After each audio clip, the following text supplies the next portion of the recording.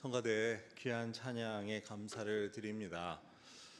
우리가 지난주도 성탄 찬양 감사 예배로 드렸는데 참 성가대 또한 귀한 준비를 통해서 우리가 성탄의 감격과 기쁨을 나눌 수 있었고, 지난 한 해 변함없이 성가대는 매주 빠질 수 없고 또 매주 하루같이 그렇게 새로운 곡들로 또 하나님께 찬양을 드리는데, 그렇게 귀하게 섬겨주셔서 감사를 드리고 하나님께서 그 모든 찬양과 여러분들의 마음과 헌신을 다 받으셨으리라고 믿습니다. 지난 한 해 또 이 예배의 자리에 또 눈이 오나 비가 오나 또 몸이 아프더라도 이렇게 참석하신 여러분들께 하나님의 귀한 은혜가 내년 한 해도 임하시기를 주님의 이름으로 축원합니다. 우리는 오늘 2024년의 마지막 주일을 맞아 하나님께 예배를 드립니다. 지난 한 해를 돌아볼 때 우리는 어떤 마음을 갖게 됩니까? 우리가 앞서 부른 찬송가 가사에서도 지금까지 지내온 것이 하나님의 은혜라는 말을 우리는 보게 됩니다. 우리 역시 믿는 자들로서 다 하나님의 은혜라는 말을 자주 하게 됩니다. 우리가 오늘 읽은 본문에 보면 바울도 나의 나 된 것은 하나님의 은혜라고 고백합니다. 그래서 우리는 이 마지막 주일을 보내며 성경이 말하는 은혜라는 것에 대해 함께 생각해 보았으면 합니다. 바울이 말하는 은혜는 무엇인지, 하나님의 은혜는 어떤 것인지를 함께 나누려고 합니다. 우리는 믿는 자들로서 하나님의 은혜에 대해서 자주 말하는데, 거기서 말하는 은혜가 어떠한 의미인지를 우리가 말씀을 통해 생각해 보는 것은 우리의 신앙에 있어서도 큰 도움이 될 것입니다. 그렇다면 은혜는 무엇입니까? 오늘 말씀을 통해 은혜의 속성을 한번 살펴보자면 9절을 같이 보시면 9절에서 바울은 자신이 사도 중에 가장 작은 자라고 말합니다. 그 이유는 자기가 이전에 하나님의 교회를 박해하였기 때문이라고 말합니다. 그러니 자신은 사도라고 불릴 자격이 없다는 것입니다. 우리는 오늘 이 바울의 이야기에 주목할 필요가 있습니다. 여러분, 지금 바울은 어떤 사람입니까? 사도 중에서도 가장 위대한 사람이라고 할 수 있습니다. 특별히 이방인들을 대상으로 한 그 복음 전파에 있어서는 아무도 따를 자가 없었습니다. 그리고 신약 성경에 가장 많은 책을 쓴 사람이기도 합니다. 바울이 쓴 신약 성경의 책들은 13권으로 알려져 있는데, 신약 성경 전체가 27권인 것을 볼 때 거의 권수로는 신약 성경의 절반을 썼다고 할 수 있습니다. 그 분량, 절수로 치자면 약 4분의 1 정도를 사도 바울이 썼습니다. 그러면 정말 예수님 빼고는 제일 대단한 사람 아닙니까? 그런데 그 바울이 지금 뭐라고 합니까? 그는 자신이 사도들 중에 가장 작은 자라고 말합니다. 그렇게 말해놓고서 자기가 이전에 하나님의 교회를 믿기 전에, 예수님을 믿기 전에 박해했던 것을 언급해놓고는 말을 바꿔서 아니, 나는 사도라고 불릴 자격도 없다고 말합니다. 즉, 처음에는 나는 사도 중에 가장 작은 자라고 했다가 바꿔서 바로 이어서 아니라고, 나는 사도의 자격도 없다고 말합니다. 그래서 아니, 바울과 같은 사람이 어떻게 이렇게 말할 수 있는지, 아무리 교회를 박해했었다고 하더라도 그건 지난 일이고 이제는 정말 하나님의 일에 가장 앞장선 사람인데 라는 생각을 하며 이 구절을 읽게 되는 우리는 이제 바로 이어지는 바울의 말에 주목하게 됩니다. 10절의 말씀을 보면 그러나 내가 나 된 것은 하나님의 은혜로 된 것이니 라고 제일 앞부분에서 말합니다. 이것을 세 번역으로 읽어보면 이렇습니다. 그러나 나는 하나님의 은혜로 오늘의 내가 되었습니다. 바울은 나는 사도 중에 가장 작은 자, 아니 나는 사도라고 불릴 자격도 없는 사람인데 오늘 사도 바울이 된 것은 하나님의 은혜로 된 것이라고 말합니다. 우리는 이로부터 성경이 말하는 은혜의 첫 번째 속성을 보게 됩니다. 그것은 나는 자격이 없다라는 인식입니다.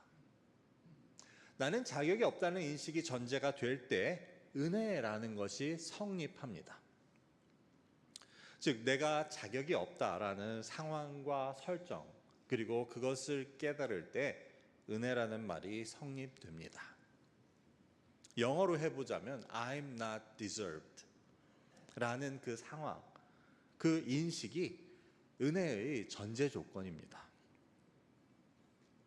일단 여기까지 하고 은혜의 두 번째 속성으로 바로 넘어가 보자면, 그럼에도 불구하고, 즉 그 첫 번째 조건, 나는 그렇게 자격이 없음에도 불구하고 나에게 주어진 그 어떤 것들, 그것이 호의이든 선물이든 기회이든 자리이든 그 무언가가 주어졌다면 그것이 은혜라는 말입니다. 10절의 말씀을 다시 한번 보시면, 내가 나 된 것은 하나님의 은혜라고 바울은 말하며 내게 주신 그의 은혜를 언급하고 끝에 가서는 나와 함께 하신 하나님의 은혜를 이야기합니다. 그래서 영어로 하자면 favor, 즉 호의나 친절, 특혜, 이런 것이 주어진 것입니다. 자격이 없음에도. 그래서 하나님께서 우리에게 그런 것들을 주셨다고 하는 것이 은혜의 그 두 번째 조건이고, 바울은 그것을 이야기합니다. 그래서 간단하지만 이 성경이 말하는 은혜의 속성 두 가지를 보자면, 첫 번째는 나는 자격이 없다는 것, 무엇을 받거나 누릴 자격이 되지 않는다는 인식이 첫 번째. 두 번째는 그런 나의 자격 없음에도 불구하고 그런 나에게 하나님이 주신 것들, 호의와 친절과 기회를 주셨다는 사실이 은혜가 된다고 할 수 있습니다. 어떻게 보면 너무 당연한 이야기고 이미 알고 있는 것들을 뭔가 복잡하게 말씀드리는 것 같지만, 이렇게 접근하는 이유는, 그렇다면 우리는 과연 이 은혜를 정말 그런 의미로 사용하고 있는지에 대해 확인하고자 함입니다. 앞서 말씀드린 그 두 가지가 은혜의 속성이자 은혜를 이루고 있는 조건이라고 한다면, 과연 은혜를 잘 알지 못하는 사람들은 어떤 사람이 되겠습니까? 먼저 첫 번째 조건이 갖추어지지 않은 경우를 한번 보자면, 첫 번째 조건, 즉 내가 자격 없다는 것을 인정하지 못하고 인식하지 못한다면 은혜를 알 수 없다고 하겠습니다. 다시 말해, 은혜라는 것이 성립하기 위해서는 나는 자격이 없다는 인식이나 상황이 필요하다고 했는데, 만일 내가 스스로 나는 자격이 된다고 생각하고 있다면 그 사람은 자기가 혹시 지금 은혜를 입고 있어도 그게 은혜라는 것을 모르거나 아니면 은혜를 입지 못하는 사람이라고 할 수 있습니다. 내가 자격이 있다고 생각하는 사람은 내가 누리는 것, 내가 지금 나의 된 것, 또 내가 지금까지 받은 것들을 다 내가 받을만 해서 그렇다고 받은 것이라고 생각할 수밖에 없습니다. 바꿔 말하자면 나에게는 능력도 있었고 어느 정도의 재능도 있었고 게다가 열심히 하기까지 했다는 것입니다. 그러니 내가 이 정도 된 것은, 그래도 이렇게 살게 된 것은 여러 가지 조건이 맞고 또 내가 열심히 해서 이렇게 된 것이라고 생각하는 것입니다. 나는 열심히 살아왔고 또 한편으로는 나는 잘 준비되어 있었으니까 그런 기회가 있었을 때 내가 잘 될 수 있었다고 생각합니다. 좋은 직장을 얻은 것도 그렇게 생각할 수 있고, 또 좋은 학교에 들어간 것도 그렇게 생각할 수 있고, 직장에서 승진하여 높은 자리에 올라간 것도 그렇게 생각할 수 있고, 또 비즈니스로 돈을 많이 벌게 된 것도 그렇게 생각할 수 있습니다. 물론 그렇게 생각하는 가운데는 어느 정도 운도 따랐다는 것까지는 인정하기 어렵지 않습니다. 하지만 이렇게 말합니다. 아니, 운도 준비된 사람들, 노력한 사람들에게 따르는 거지. 아무리 운이 따랐어도 내가 아무것도 하고 있지 않았으면 무슨 소용이 있겠어. 그러니 내가 꾸준히 열심히 해오고 잘 준비되었던 것이 큰 몫을 한 것이지. 그래서 이런 사람들은, 즉 내가 자격이 있고 내가 받을 만하다라고 생각하는 사람들은 은혜라는 것까지 생각이 미치기 힘듭니다. 아니, 어떻게 그렇게 잘 되셨어요? 라고 물으면 그 이유들을 여러 가지로 설명합니다. 그때 위기가 좀 있었는데 어떻게 해서 잘 넘어갔더니 더 잘 되었다든가, 마침 내가 이렇게 준비를 하고 있었더니 그게 잘 때가 맞아서 그렇게 되었다고 길게 설명을 합니다. 하지만 참 하나님의 은혜라는 말은 나오기가 힘듭니다. 왜냐하면 어찌되었건 내가 노력을 했고 내가 자격이 있고 내가 준비가 되었었다고 생각하고 있기 때문입니다. 그래서 내가 받을 만하고 될 만하다고 생각한다면 은혜라는 것까지 생각이 미치지 못하게 됩니다. 다시 말해 은혜를 모를 수밖에 없다고 할 수 있습니다. 자, 그렇다면 두 번째 은혜의 속성은 은혜를 알고 모르고와 어떻게 연결이 됩니까? 첫 번째 속성은 갖추었다고 하더라도, 즉 내가 자격이 없다고 여기고 있다고 하더라도 내가 누린 것이 하나님이 주신 것임을 알지 못한다면 그 역시 은혜를 모를 수밖에 없습니다. 그런 사람은 잠시 앞서도 말씀드렸듯이, 예를 들어 운이 좋았다든지 사람을 잘 만났다든지 때가 잘 맞았다든지 라는 식으로 자신에게 주어진 것들을 해석을 하게 됩니다. 그래서 첫 번째 조건, 나는 남들보다 잘난 것도 없었고 나는 자격도 없고 나는 그렇게 능력 있는 사람도 아니지만, 그것은 갖춘다고 하지만 두 번째로 그런 자기에게 주어진 기회나 자리나 특혜를 그저 운이나 때 아니면 사람 같은 요소들의 덕으로 돌리게 됩니다. 그래서 이 두 번째 조건, 즉 자격 없는 나이지만 하나님께서 나에게 그런 호의나 친절, 기회를 베풀어 주셨다고 여기지 못하는 사람은 역시 은혜를 알기 힘들다고 할 수 있습니다. 여러분은 어떠십니까? 우리가 지난 한 해를 돌아보자고 했는데, 지난 한 해를 돌아보면 참 어려운 일들도 많았고 원치 않았던 일들도 많이 있으셨을 것입니다. 하지만 정말 좋은 일도 기쁜 일도 있지 않았습니까? 여러분은 그런 일들을 통해 하나님의 은혜를 깨닫고 하나님의 은혜를 이야기하는 그러한 사람들에 속하십니까? 아니면 그렇지 못하십니까? 좋고 기쁜 일들을 이야기할 때 암만 생각해도 나는 정말 자격이 없고 이건 하나님의 은혜일 수밖에 없기 때문에 하나님의 은혜라는 말이 가장 먼저 나오게 됩니까? 아니면 그런 일들을 가지고 나의 노력이나 나의 수고, 운이나 때의 도움, 그리고 사람의 도움을 길게 설명하고 또 이야기하게 됩니까? 우리가 누군가에게 무엇을 물어봤을 때 첫 마디가 다 하나님의 은혜라고 단 한마디로 잘라 말하는 사람, 대답하는 사람을 보며 어떻게 보면 성의 없어 보일 수도 있을 것입니다. 아니, 좀 자세히 얘기해봐. 다 하나님의 은혜야. 하지만 오늘 말씀을 통해 우리는 누가 묻는 말에 그렇게 가장 먼저 대답할 수 있는 사람은 그런 것에는 분명히 중요한 인식과 또 그 바탕에는 믿음이 있다는 것을 생각해 보게 됩니다. 아니, 바울의 경우가 그것을 가장 잘 보여줍니다.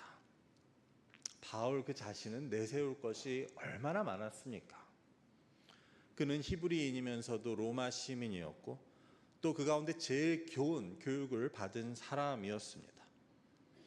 또 그 배경을 가지고 그가 복음을 전하는 자로 전향하게 되었을 때 그에게는 얼마나 많은 핍박과 고난이 있었는데 그것을 다 이겨가며 정말 온 소아시아와 유럽에 복음을 전했습니까?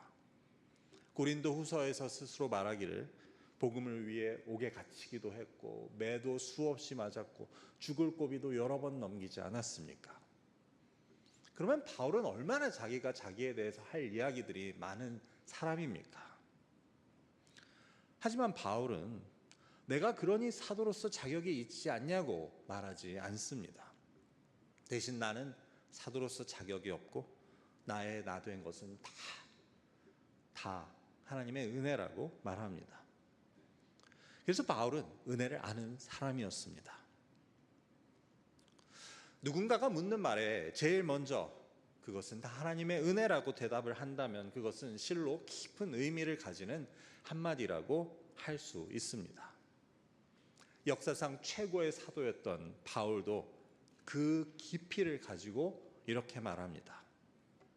나는 사도로서 자격이 없는 자이고 나의 나된 것은 다 하나님의 은혜입니다. 우리 모두 이렇게 말할 수 있기를 바랍니다. 나의 자격이나 내가 정말 했던 노력이나 수고 그것들이 없다고 하는 것이 아닙니다. 얼마나 열심히 수고하셨고 평생을 노력하셨고 헌신하셨습니까? 하지만 우리가 그런 것들을 길게 이야기하는 대신 다 하나님의 은혜이죠. 이렇게 대답할 수 있는 저와 여러분이 되실 수 있기를 바랍니다. 우리가 하나님께 영광 돌린다라는 말을 많이 하지 않습니까? 근데 가만 보면 하나님께 영광을 돌리는 가장 직접적인 방법은 바로 이것인 것 같습니다. 다 하나님의 은혜이죠. 만약에 대신 나의 이야기를 길게 늘어놓는다면 그것은 그 영광을 자기가 취하는 것이 되는 것이고, 대신 우리가 하나님의 이름을 가장 먼저 꺼낸다면 그것은 바로 하나님께 그 모든 영광을 돌리는 길이 되는 것입니다. 우리는 지금까지 성경이 말하는 은혜에 대해서 바울의 고백을 중심으로 한번 살펴보았는데, 이는 사실 하나님과 나와의 관계에서이 아니고 나와 나의 주변 사람들과의 관계에도 똑같이 적용됩니다. 즉 나와 나의 남편과의 관계, 나와 아내와의 관계에서도 이 은혜의 공식은 똑같이 적용됩니다.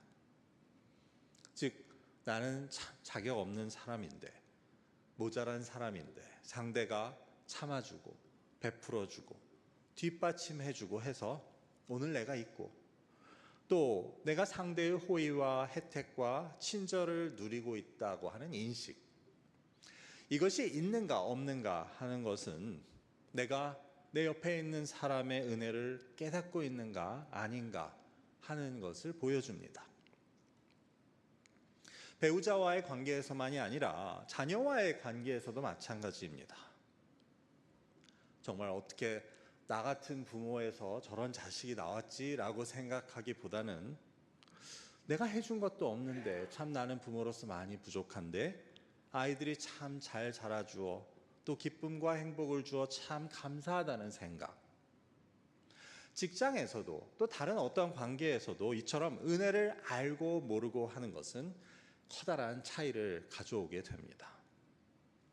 그래서 여기에도 두 가지, 즉 나는 자격이 없고 한 것이 없다는 것에 대한 인식, 반면에 그런 내가 남에게서 조건 없이 받은 것에 대한 인식, 이 두 가지가 은혜라는 것을 가능하게 해줍니다. 반면에 우리가 부부의 사이에서나 부모와 자녀 사이의 관계에서 내가 자격이 있다고 생각하고 나의 노력이나 나의 수고, 내가 남을 위해 상대를 위해 한 것에 대한 인정을 받고 대가를 받으려고 한다면 어떻게 되겠습니까? 그렇게 되면 만일 삶에 어떤 문제가 있을 때, 삶의 결과가 만족스럽지 못할 때 우리는 자연스럽게 남을 탓하게 됩니다. 부인은 남편을, 남편은 부인을, 자녀는 부모를, 부모는 자녀를 탓하게 됩니다. 자신이 자격이 없다는 것을 인정하지 못하는 사람은 어쩔 수 없이 상대방의 부족함을 지적하고 탓하게 됩니다. 그러면 상대의 은혜에 감사하는 대신 상대를 원망하고 또 비난하게 되는 것입니다. 그래서 이처럼 하나님과의 관계를 넘어서서 사람들 사이의 관계에 있어서도 은혜를 알고 모르고의 문제는 이처럼 그 삶의 행복과 감사의 문제로 이어진다는 것을 우리는 깨닫게 됩니다. 은혜가 중요한 것은, 성경이 그렇게 하나님의 은혜를 이야기하는 것은, 이처럼 은혜를 안다는 것은 사람을 완전히 다르게 만들고 우리의 인생을 완전히 바꾸어 놓기 때문이라고 할 수 있습니다. 무엇보다도 하나님의 은혜를 알지 못하고 이를 고백하지 못하고 한다면 우리는 하나님이 우리에게 주시는 그 귀한 것들을 하나도 알지도 누릴 수도 없으며, 믿는다고 하는 우리의 삶에는 행복과 감사가 있을 수 없다는 것을 깨닫게 됩니다. 그렇게 보면 이 모든 것들은 서로 다 연결되어 있는 것 같습니다. 감사와 또 행복, 또 좋은 관계와 만족감, 이 모든 것들은 서로 연결되어 있습니다. 그런데 그 모든 것들을 가능하게 하는 시작점에는 바로 은혜를 아는 것, 그것이 중요한 역할을 합니다. 그래서 우리가 하나님과의 관계에 있어서도, 내 주변 사람들과의 관계에 있어서도 우리가 은혜를 아는 자들이 된다면 우리의 삶에는 당연히 감사가 있게 되고, 또 원망이나 비난이 없는 행복과 좋은 관계, 또 그로부터 삶의 만족을 누릴 수 있게 됩니다. 그리고 이 모든 것들을 가져오기 위해 은혜를 아는 자들이 되기 위해서는 앞서 말씀드렸듯이 나는 자격이 없는 부족한 사람이라는 인식과 인정, 그리고 그런 내가 다른 이들로부터 받은 것들에 대해 잘 깨닫고 아는 것이 필요하다는 것, 그것이 바로 오늘 하나님의 말씀이 우리에게 주는 교훈입니다. 우리는 행복감이나 행복지수 이런 것들을 이야기할 때 보통 그것을 개인의 차이로 이야기하기도 합니다. 그래서 그것은 각각 개인들의 성향이나 욕구나 욕망의 크기에, 욕심의 크기의 차이에 달렸다고도 하는 것입니다. 그래서 어떤 사람이 쉽게 만족하는 사람인지, 까다로운 사람인지 아닌지, 아니면 그 사람의 욕심이나 욕망의 크기가 어떤지에 달렸다고 생각하는 것입니다. 하지만 오늘 말씀에 의하면 우리가 느끼는 감사나 행복, 그리고 만족의 정도는 우리가 은혜를 아는 자들인지 모르는 자들인지에 달렸다는 것을 알게 됩니다. 은혜를 아는 자들은 감사하게 되고 만족하게 되고 행복하게 되고 할 수 있지만, 은혜를 모르는 사람들은 그런 부분에 있어서 늘 결핍과 불만이 있을 수밖에 없습니다. 하나님이 우리에게 허락하신 가장 큰 은혜는 무엇입니까? 바로 구원의 은혜입니다. 즉, 나는 구원받을 자격이 전혀 없는 사람이지만 하나님은 나를 보고 내 자격을 보고 내가 행한 대로 갚으시는 게 아니고 오직 은혜로 나의 자격 없음에도 내가 죄인 되었을 때 나를 구원해 주셨다는 것입니다. 그래서 우리가 이 구원의 은혜를 깨달을 수 있다면 우리는 이것만으로도 우리의 삶 가운데 감사와 행복과 또 만족을 누릴 수 있습니다. 그리고 우리의 입에서는 늘 다 하나님의 은혜라고 하는 말이 흘러나오게 될 것입니다. 무엇보다도 자신이 입은 은혜를 아는 사람은 남에게도 은혜를 베풀게 됩니다. 즉, 내 옆에 사람이 자격이 없어도, 많이 부족해도 내치는 것이 아니고 제외시키는 것이 아니고 감싸고 호의와 친절을 베풀고 참아주고 세워주는 것입니다. 그래서 그 상대가 또 은혜를 입게 합니다. 우리가 만일 서로 그럴 수 있다면 우리가 사는 곳은 얼마나 아름다운 곳이 되겠습니까? 하나님의 은혜를 바탕으로 서로가 또 서로의 은혜를 깨닫고 또 서로에게 은혜를 베푸는 곳, 그곳이 어쩌면 바로 하나님의 나라가 될 것입니다. 그래서 우리는 우리가 속한 곳들에서, 그것이 가정이든 교회이든 직장이든 어디든 하나님의 나라를 만들어 갈 수 있고 그 중심에는 은혜가 있음을 깨닫게 됩니다. 지난 한 해 우리가 받은 은혜를 생각해 보려고 하다가 이처럼 하나님 나라 이야기까지 오게 되었습니다. 그래서 우리가 이제 맞이하게 되는 2025년은 우리의 키워드가 은혜가 되었으면 합니다. 그냥 우리가 말로 하는 말이 아니고 그 은혜가 의미하는 그 깊은 뜻을 품고 은혜 가운데서 정말 살아가실 수 있기를 바랍니다. 참, 나 같은 사람을 남편이라고, 아내라고, 아버지라고, 어머니라고, 자녀라고 그렇게 불릴 자격이 없는 나를 품어주고 참아주고 세워주어 오늘 나를 있게 한 그 은혜들을 잊지 마시고 은혜를 베풀며 살아갈 수 있는 저와 여러분 모두가 되시기를 주님의 이름으로 축원합니다. 기도하겠습니다. 아버지, 오늘 바울의 고백을 통해 은혜가 무엇인지에 대해 함께 나누게 하심을 감사드립니다. 지난 한 해 모든 것이 참 하나님의 은혜였음을 고백하는 저희의 믿음 가운데 오는 새해에는 정말 더 한없이 허락하시는 그 하나님의 은혜로 우리가 살아갈 수 있기를 바랍니다. 뿐만 아니라 우리가 받은 은혜를 다른 이들에게도 베풀며 살아갈 수 있는 저희가 되게 하옵소서. 아버지, 어제 비극적인 항공기 사고로 목숨을 잃은 그 수많은 사망자들과 유가족들을 긍휼히 여기셔서 주님의 위로를 허락하시고 깊은 슬픔과 시험을 이겨낼 수 있는 힘을 주시기를 기도합니다. 우리의 위로 되시는 예수 그리스도의 이름으로 기도드립니다. 아멘.